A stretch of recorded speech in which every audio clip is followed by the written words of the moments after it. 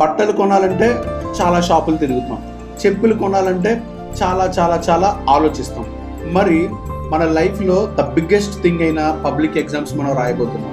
Public exams రాసే pen విషయంలో మరి మనకి ఏదైనా ఓకేనా? ఇక్కడే చాలామంది స్టూడెంట్స్ తప్పు చేస్తున్నారు.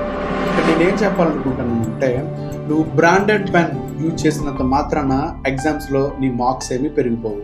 కానీ నువ్వు పెన్ని తప్పుగా చూసుకుంటే ఆ ఎఫెక్ట్ నీ మార్క్స్ మీద పడే అవకాశం చాలా చాలా చాలా ఉంది.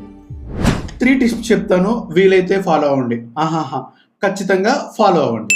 ఫస్ట్ వన్, ఎగ్జామ్ రోజే కొత్త పెన్ కొంటారు కొంతమంది. కోర్స్ నేను కూడా అంతే, అలాగే కొనేవాడిని. నువ్వు ఎగ్జామ్ రోజే కొత్త పెన్ కొంటే ఏమవుతుంది?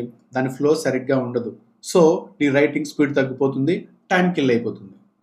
సెకండ్ టిప్, హెవీగా ఉండే అండ్ బల్క్గా ఉండే పెన్స్ అసలు యూజ్ చేయొద్దు. అవి యూజ్ చేయడం వల్ల రాసేటప్పుడు మనకు ఫింగర్స్ పెయిన్ వస్తాయి. సో దట్ మనం ఎక్కువ స్పీడ్గా రాయలేము, టైం కిల్ అయిపోతుంది. జెల్ పెన్స్ అసలు యూజ్ చేయవద్దు. ఇవి యూజ్ చేయడం వల్ల పేపర్ స్మగ్డ్గా అయ్యే ఛాన్స్ ఉంది. మై డియర్ స్టూడెంట్స్, నువ్వు ఏదైతే పబ్లిక్ పరీక్షల్లో యూజ్ చేయాలనుకుంటున్నావో ఆ పెన్నును ముందుగానే డిసైడ్ చేసుకో. ఇప్పుడే డిసైడ్ చేసుకో. ఇప్పుడు నీ రివిజన్, ప్రాక్టీస్ అన్నీ కూడా అదే పెన్తో జరగాలి. అలాంటి పెన్స్ ఒక 4-5 నీ దగ్గర అట్టే పెట్టుకో. సో ఎగ్జామ్ ముందు రోజు కొత్త పెన్ వద్దు. ఏ పెన్తో అయితే నువ్వు ప్రాక్టీస్ చేస్తావో, ఏ పెన్తో అయితే నువ్వు రివిజన్ చేస్తావో అదే పెన్ని పబ్లిక్లో యూజ్ చేయండి. నన్ను నమ్మండి, మీ టైం చాలా సేవ్ అవుతుంది, మార్క్స్ కూడా పెరిగే అవకాశం ఉంది.